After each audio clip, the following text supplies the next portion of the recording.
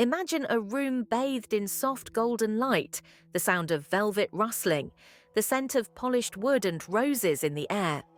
On a velvet stand, under a glass dome, something sparkles with a light so pure and serene that it seems to hum with its own quiet melody. It isn't just a jewel, it's a story, a century-old mystery, a tiara. Not any tiara, but one of the most delicate aquamarine and diamond tiaras ever made. A piece so elegant and ethereal that collectors whispered about it long before the world ever saw it. It is a relic from another time, a bridge between royal glamour and private secrets. For decades, this tiara was hidden away. It was not worn by a queen, not photographed in palace gardens, not displayed behind armoured museum glass. It lived its long life behind the closed doors of an English estate, passed quietly through generations. Few even knew it existed. And yet, when it finally surfaced in 2007 at a prestigious auction, the world gasped. The year was 1910. Europe was draped in silk and pearls. The air of the Belle Époque shimmered with optimism and beauty. Society ladies wore long gloves, grand balls were held beneath crystal chandeliers, and fashion was both restrained and dazzling. It was in this world that the tiara was born, crafted with precision in the style known as Belle Époque, a style that captured elegance, lightness, and grace. But here's the twist.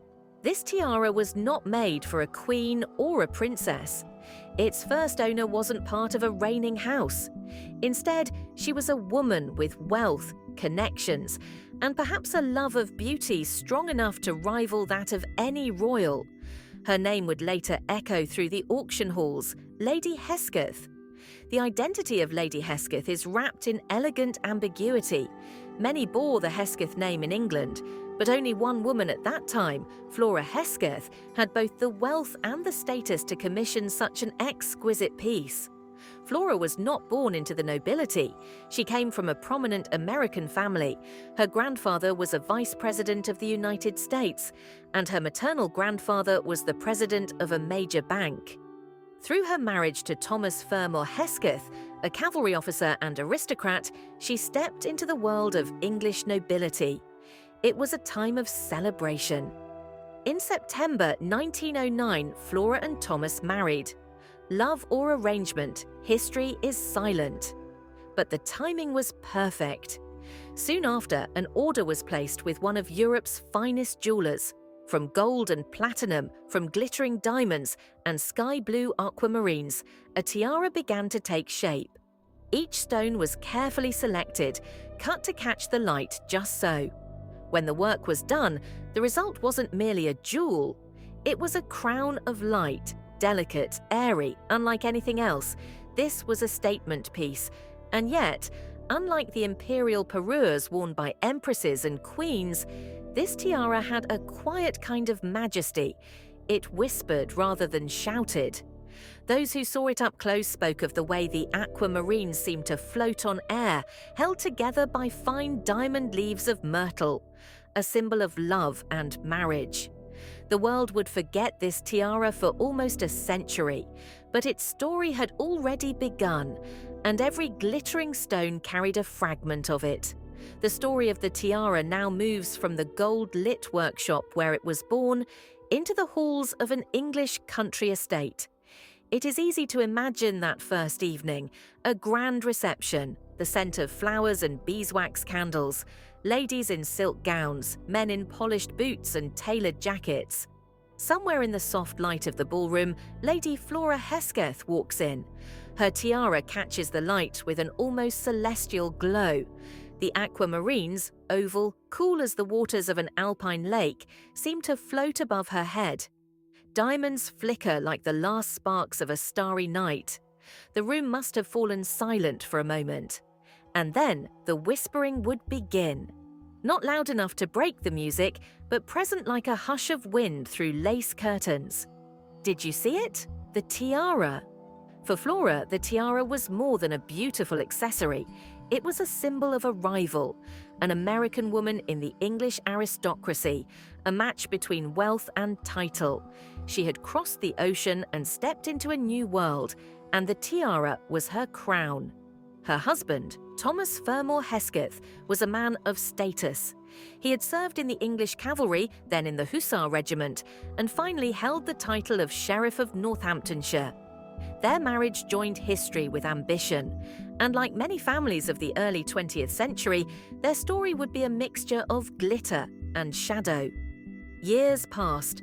Flora wore her tiara, perhaps at galas, perhaps at private gatherings where crystal chandeliers threw diamond rain across the room. She and Thomas had 5 children, 3 sons and 2 daughters. The family grew, and with it, the legend of the Aquamarine crown. But life has a way of weaving sorrow into even the brightest fabrics. Their eldest son, Thomas Hesketh Jr., the heir, was full of promise. He was handsome, daring, and like his father, drawn to adventure. In a cruel twist of fate, at only 27 years old, he died in an airplane crash. The tiara that had once been a symbol of celebration now rested quietly in a locked drawer, a silent witness to grief.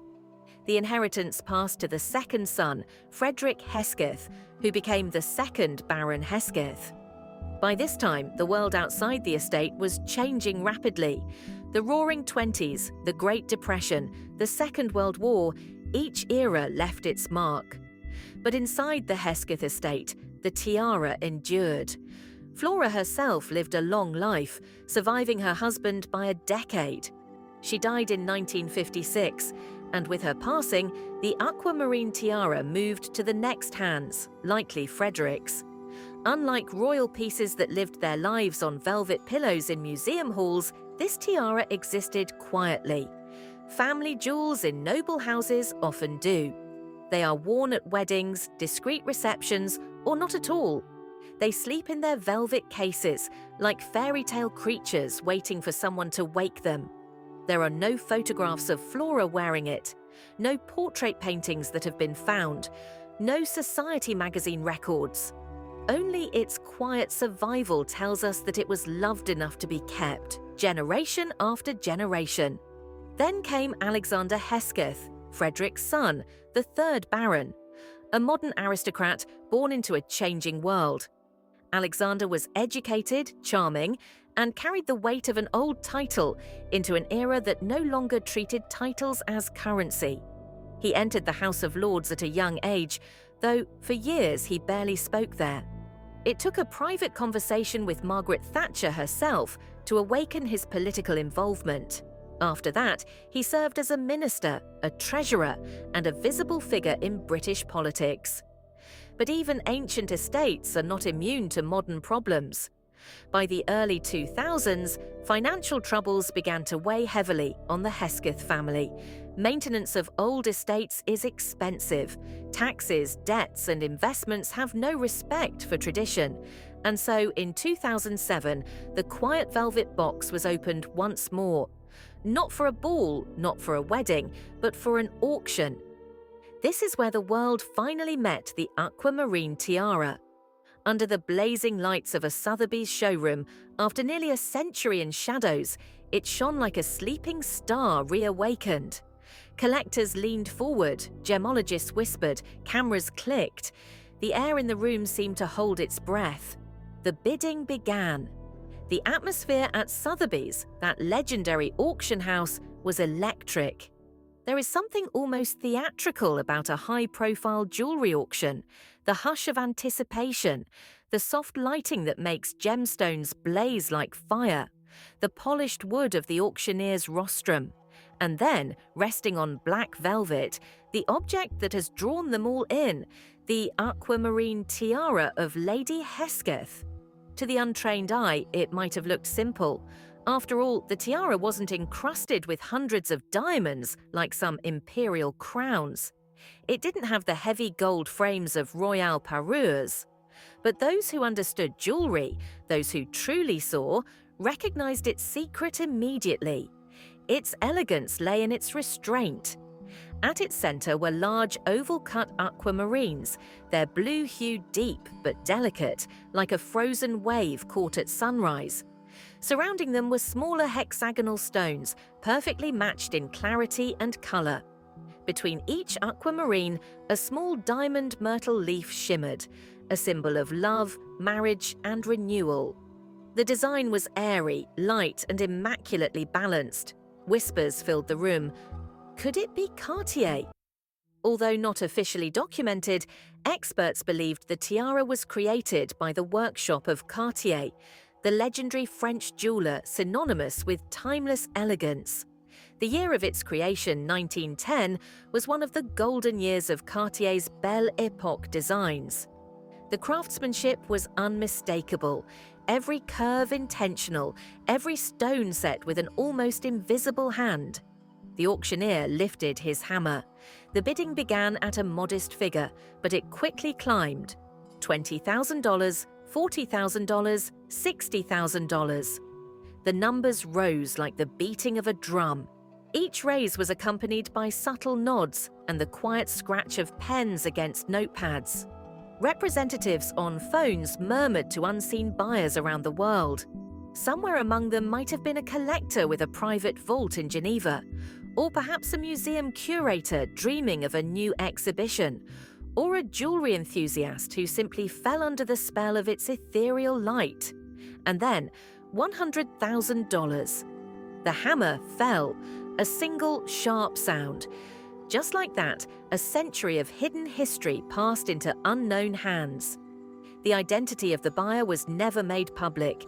The tiara disappeared once more, not into the darkness of an attic, but into the elegant silence of a private collection. Yet something had changed. The world now knew of its existence. Articles were written. Experts traced its possible origins. Historians spoke of Lady Flora Hesketh, the American woman who had once worn it like a quiet crown. Jewelers admired the perfect marriage of diamonds and aquamarines. It is fascinating how objects like this tiara outlive their owners. Lady Flora, Thomas, their children, all of them are gone. Their estate has changed with time. Titles have lost their power, but the tiara remains almost exactly as it was in 1910, untouched by wars, politics, or fashion trends. And there is another layer to its mystery. Tiaras like this one were never made in abundance. Aquamarines were expensive, but the greatest challenge wasn't their price, it was matching them. Nature does not produce identical stones easily. To find so many of the same color, same clarity, same cut, that required patience, wealth, and artistry. Whoever commissioned this tiara was determined to make a statement not through grandeur, but through refinement. Today, jewelry historians often call it the most elegant aquamarine tiara ever made. Not because it is the largest, not because it belonged to a queen, but because its beauty is almost weightless, a perfect example of how less can be infinitely more. Yet the story is not finished. Jewels have a way of reappearing when the world least expects it. A new auction, a new collection, a new bride walking down an aisle with history resting softly on her head. Somewhere, perhaps in a hidden safe, the aquamarine tiara still glimmers faintly, waiting. Its blue stones reflect no faces now, but they will again. When we think of a tiara, we often imagine queens and princesses, weddings in royal chapels, coronations, glittering state banquets. But the truth is that tiaras have always spoken a language more powerful than titles. They are symbols, not only of wealth, but of identity, of emotion, of the time in which they were made. The aquamarine tiara of Lady Flora Hesketh is more than a piece of jewelry. It is a time capsule. When it was crafted in 1910, the world stood on the threshold of great change. The Belle Époque era was a golden mirage, a world of silk gloves, opera nights, and glittering carriages. People believed in beauty, in elegance, in the power of appearances. No one yet knew that war and political upheaval were just a few years away. Jewelry of that time reflects this fragile optimism. Unlike the heavy, commanding tiaras of the 19th century, Belle Époque designs were weightless. Jewelers favored platinum over gold, making pieces that seemed to float. Floral motifs, like the myrtle leaves on Flora's tiara, were popular, symbolizing love, growth, and renewal. Stones were set in ways that allowed light to flow through them. And aquamarines. Oh, aquamarines were something special. These clear blue stones, whose name comes from the Latin aqua marina, water of the sea, were treasured for their calming color and clarity. Sailors carried aquamarines as talismans, believing they would protect them from storms. Aristocratic women adored them for their serene glow and perfect harmony with diamonds. Their light was softer than sapphires, gentler than emeralds, but no less mesmerizing. Aquamarines became especially fashionable in the early 20th century, worn by women who wanted elegance without ostentation. They were seen on tiaras, necklaces, and brooches across Europe. Even royal houses adored them. Elizabeth II owned a magnificent aquamarine parure. Alexandra Feodorovna, the last empress of Russia, possessed a famous aquamarine tiara. But Flora's tiara was different. It did not belong to a crown or an empire. It belonged to an individual woman, a woman who built her own place among the aristocracy. This makes it unique, an emblem of personal ambition and beauty rather than dynastic power. Objects like this live at the crossroads of personal stories and grand history. They are silent witnesses. When Flora placed the tiara on her head, she may have felt pride, perhaps triumph, perhaps joy. When it passed to her children, it became a family relic. When it was locked away, it became memory. And when it was auctioned in 2007, it became legend. There's a reason why collectors and historians are drawn to such pieces. It's not only the brilliance of the stones, it's the human stories behind them. The tiara carries not just the shimmer of aquamarine, but also the echo of ballroom music, the quiet of locked attics, the rush of auction houses. And unlike photographs or letters, jewels are almost immortal. They don't fade, they don't burn easily. Their surfaces reflect centuries. This is why when the aquamarine tiara surfaced, it felt less like a sail and more like a ghost from the Belle Époque whispering, "Remember me." Its design tells us about the taste of an era. Its stones tell us about the resources of the earth. Its silence tells us about the passage of time. Yet its story doesn't end with the past. It lives on in every whisper of speculation about where it might be now. Is it in a private collection, locked in a safe beneath layers of velvet and glass? Is it waiting for another public appearance, another hammer strike at a future auction? Or maybe, just maybe, it will return to the light on the head of a woman who knows nothing of its century-old journey, but feels its quiet power nonetheless. Because jewels like this tiara are not merely worn, they are inherited, remembered, and reborn. More than a century has passed since the aquamarine tiara of Lady Flora Hesketh was first lifted from its jeweller's velvet box. But its story is not just anchored in the past, it echoes in the present. Today, aquamarine tiaras still appear on royal heads, on auction catalogues, and in whispered conversations between collectors. Their light is timeless. In the world of fine jewellery, trends may change, but elegance never goes out of style. When the Belle Époque ended and the world was shaken by war and revolution, many tiaras were melted down or reworked to match new fashions. Heavy Victorian pieces were transformed into lighter Art Deco jewels.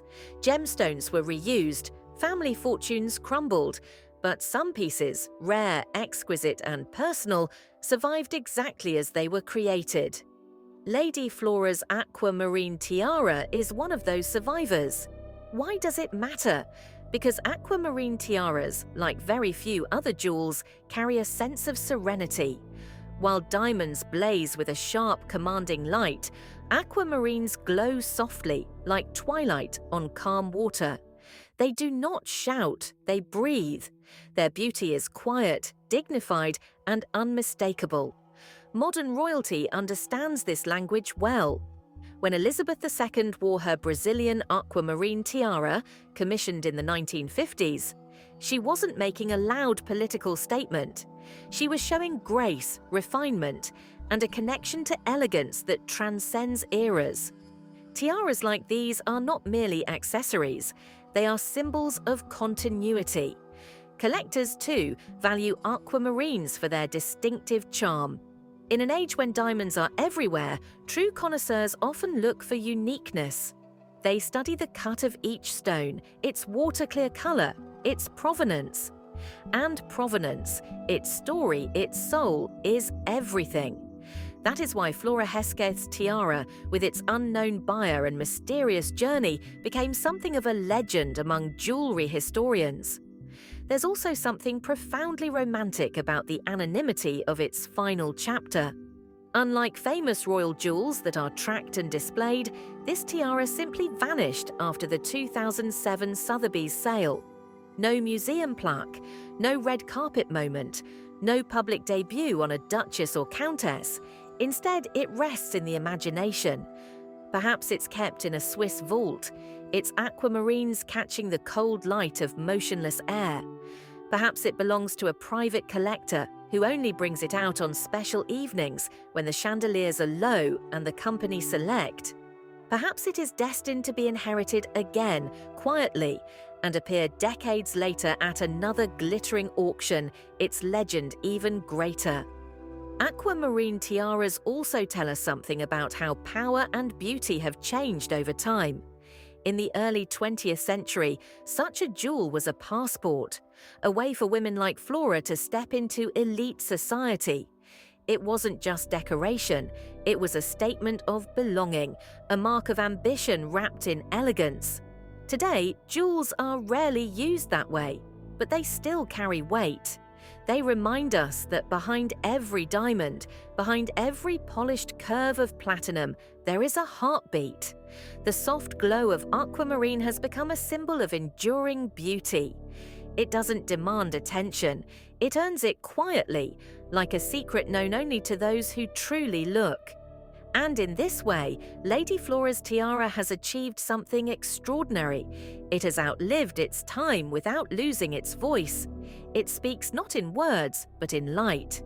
And somewhere, perhaps on a future evening in some grand hall, the soft blue of its stones will dance again, catching eyes, igniting whispers, wrapping another night in the same quiet magic it carried in 1910.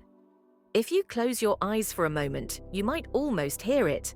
The soft clinking of glasses in a candlelit ballroom, the hush of silk skirts, the distant notes of a waltz. In this imagined space, the aquamarine tiara of Lady Flora Hesketh still glimmers, weightless and alive. That is the strange, beautiful power of certain objects. They do not need to be seen to exist in memory. They live in whispers, in stories, in the quiet places between fact and legend. Think about it.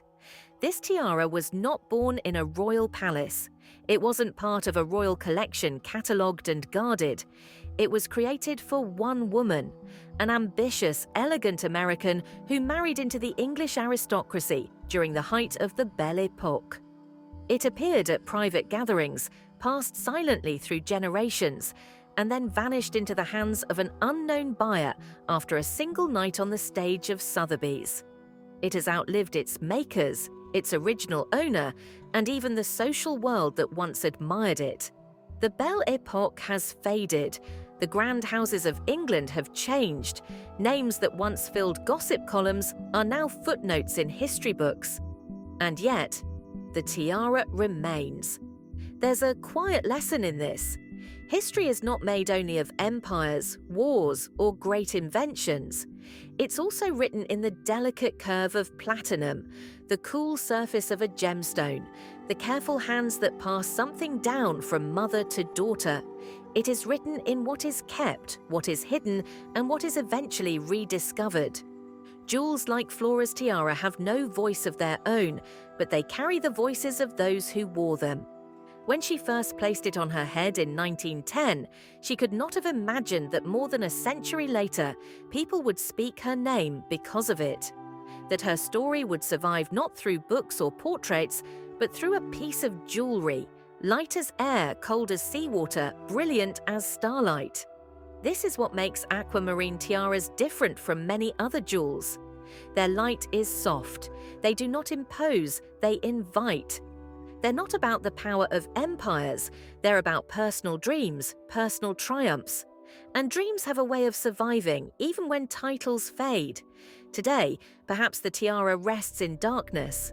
But one day it may rise again, under the bright lights of another auction, or on the head of another woman who knows nothing of Flora Hesketh, but feels the quiet weight of history as she fastens it into her hair. That is how legends travel, silently, invisibly, until someone opens the box. And maybe, years from now, someone else will tell this same story again. They will speak of the Belle Époque, of aquamarines the colour of calm seas, of a mysterious Lady Flora, and of a jewel that carried a century of whispers through time. Not all history is written in stone. Some of it is written in light. And the aquamarine tiara, delicate, airy, almost otherworldly, shines on in that silence forever.